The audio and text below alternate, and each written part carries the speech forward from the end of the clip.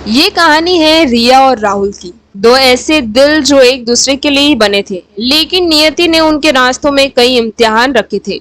रिया एक चित्रकार थी, उसकी आंखों में सपने और हाथों में रंगों का जादू था। वह दिल्ली के एक छोटे से आर्ट स्टूडियो में काम करती थी और उसकी बनाई पेंटिंग्स में एक अजीब सी शांति और गहराई होती थी। राहुल एक महत्वाकांक्षी आर्किटेक्ट था जो अपने मेहनत और लगन से अपनी पहचान बनाना चाहता था। वह मुंबई में काम कर रहा था और उसका लक्ष्य था कि वह अपने परिवार के लिए एक बेहतर भविष्य बनाए। उनकी पहली मुलाकात एक संयोग थी। रिया दिल्ली के एक आर्ट गैलरी में अपनी पहली एंकल प्रदर्शन लगा रही थी। राहुल एक क्लाइंट मीटिंग के लिए दिल्ली आया हुआ था और इत्तेफाक से उस गैलरी के पास से गुजर रहा था। रिया की एक पेंटिंग जिसमें एक शांत झील और उस पर तैरते कमल थे ने उसे अपनी ओर खींच लिया। वह घंटों तक पेंटिंग को देखता रहा, उसकी शांति और गहराई में खोया हुआ था। रिया ने देखा कि कोई व्यक्ति उसकी पेंटिंग को इतनी तन्मयता से देख रहा है। उसने मुस्कुराते हुए कहा, क्या आपको यह पसंद आई? राहुल थोड़ा झिझका, फिर बोला, पसंद? यह तो अद्भुत है। ऐसा लगता है जैसे इसमें एक पूरी कहानी छिपी हो। उनकी बातें शुरू हुई। रिया ने उसे अपनी कला के बारे में बताया और राहुल ने उसे अपने सपनों और आर्किटेक्चर के बारे में। वे एक दुनिया में इतने अलग थे, फिर भी एक अजीब सी समानता ने उन्हें बांध लिया। उस दिन के बाद से वे अक्सर मिलते रहे, कभी फोन पर घंटों बातें करते, कभी वीडियो कॉल पर एक दूसरे को अपने काम दिखाते। दिल्ली और मुंबई की दूरियां उनके प्यार के आड़े नहीं आ सकी। उनका रिश्ता धीरे धीरे गहराता गया। वो एक दूसरे से इतना प्यार करते थे और अच्छे दोस्त, सबसे बड़े समर्थक और सबसे प्यारी साथी बन गए थे। राहुल को रिया की कला की दुनिया में शांति मिलती थी और रिया को राहुल के सपने में प्रेरणा।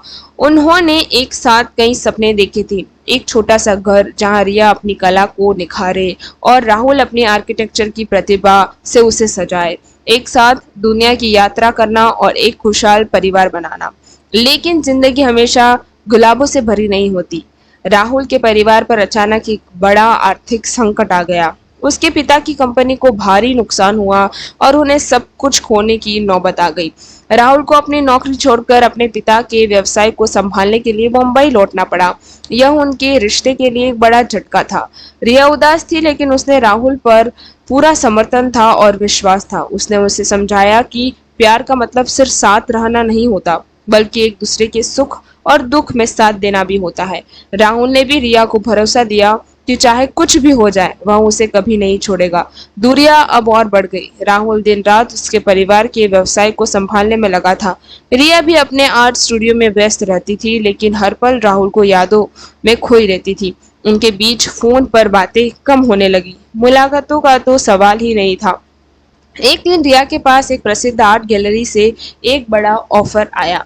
उन्हें न्यूयॉर्क में अपनी कला का प्रदर्शन करने का मौका मिल रहा था। यह रिया के जीवन का सबसे बड़ा सपना था, लेकिन वह राहुल को छोड़कर जाने के बारे में सोच भी नहीं सकती थी। उसने राहुल को फोन किया और उसे इस ऑफर के बारे में बताया। राहुल ने उसकी बात सुनी और कुछ देर तक खामोश रहा। फिर उसने कहा, रिया, यह तुम्हारे जीवन का सबसे बड़ा मौका है। तुम्हें इसे हाथ से जाने नहीं देना चाहिए। मैं जानता हूँ कि यह मुश्किल है, लेकिन हमें एक दूसरे के सपनों का सम्मान करना चाहिए। रिया रो पड़ी। उसने कहा, लेकिन तुम्हारे बिना मैं कैसे जाऊंगी? राहुल ने उसे समझाया, हर दूर होकर भी एक साथ रहेंगे। हमारा प्यार हमारी सबसे बड़ी ताकत है और जब तुम वहां अपनी पहचान बना लोगी तो मैं भी तुम्हारे साथ आऊंगा। हम एक दिन फिर से साथ होंगे और फिर कभी अलग नहीं होंगे। रिया ने भारी मन से यह प्रस्ताव स्वीकार किया। न्यूयॉर्क में रिया की प्रदर्शनी एक बड़ी सफलता थी। उसकी कला को अंतर्राष्ट्रीय स्तर पर सराहा गया। वह एक प्रसिद्ध चित्रकार बन गई थी, लेकिन उसके दिल का एक हिस्सा अभी भी राहुल के पास था। वह हर रोज राहुल को फोन करती, लेकिन राहुल हमेशा व्यस्त होता। धीरे धीरे उनके बीच की बातें कम होने लगी और एक अजीब सी खामोशी उनके रिश्ते में पसर गई। कई साल बीत गए। रिया न्यूयॉर्क में सफल थी, लेकिन अंदर से अकेली थी। राहुल ने भी अपने परिवार के व्यवसाय को फिर से खड़ा कर लिया। वह एक सफल व्यवसायी बन गया, लेकिन उसके दिल में भी कहीं न कहीं रिया की कमी महसूस होती थी। एक दिन रिया को एक खबर मिली, दिल्ली में एक बड़ी आर्ट गैलरी एक विशेष प्रदर्शनी आयोजित कर रही थी और उन्होंने रिया को मुख्य अतिथि के रूप में आमंत्रित किया था। रिया ने सोचा कि यहाँ भारत लौटने और शायद राहुल से मिलने का एक मौका हो सकता है। वह दिल्ली लौटी। गैलरी में प्रवेश करते ही उसकी नजर एक ऐसी पेंटिंग पर पड़ी जो उसके दिल को छू गई। वह पेंटिंग एक शांत झील और उस पर तैरते कमल की थी, बिल्कुल वैसी ही जैसी उसने राहुल को पहली बार दिखाई थी।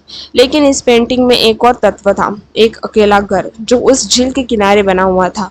रिया को लगा कि वह इस पेंटिंग को जानती है। उसने गैलरी के क्रिकेटर से पूछा कि यह पेंटिंग किसने बनाई है। क्यूरेटर ने मुस्कुराते हुए कहा, यह पेंटिंग एक गुमनाम कलाकार ने बनाई है, लेकिन उसने अनुरोध किया कि इसे विशेष रूप से आज ही प्रदर्शित किया जाए। तभी रिया को किसी ने पीछे से आवाज दी। रिया वहां पलटी और देखा राहुल। वह वहीं खड़ा था, पहले से ज्यादा परिपक्व, लेकिन उसकी आंखों में वही चमक थी जो उसने पहली बार देखी थी। रिया की आंखों में आंसू आ गए। वह कुछ बोल नहीं पाई। राहुल ने उस पेंटिंग की ओर इशारा करते हुए कहा, यह पेंटिंग मैंने बनाई है। यह हमारा घर है जो हमने कभी साथ बनाने का सपना देखा था। मैंने इसे हर दिन बनाया है, हर उस दिन जब मैं तुम्हें याद करता था। और यह कमल, यह हमारा प्यार है जो कितनी भी मुश्किल में क्यों ना हो, हमेशा जीवित रहता है।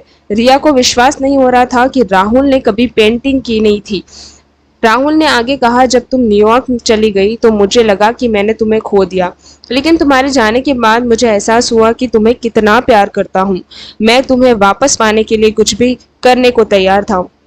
मुझे पता था कि तुम्हारी कला तुम्हें सबसे ज्यादा खुशी देती है, इसलिए मैंने तुम्हारी याद में यह पेंटिंग बनाना शुरू किया। यह मेरे लिए एक तरह की थेरेपी थी और इसमें मुझे हमेशा तुम्हारी याद दिलाई। मैं जानता हूँ कि मैं तुम्हें बहुत इंतजार कराया, लेकिन आज मैं यहाँ तुम्हें यह बताने आया हूँ कि मैं अब कभी तुम्हें अकेला नहीं छोड़ूंगा। मैंने अपनी कंपनी को एक मजबूत टीम के हवाले कर दिया है और अब मैं तुम्हारे साथ रहना चाहता हूँ। तुम्हारा सपना मेरा सपना है। रिया ने राहुल को गले लगा लिया। उनके आंसू खुशी के थे। उन्होंने एक दूसरे को फिर से पा लिया। उन्होंने उस घर को बनाया जो उन्हें पेंटिंग में देखा था।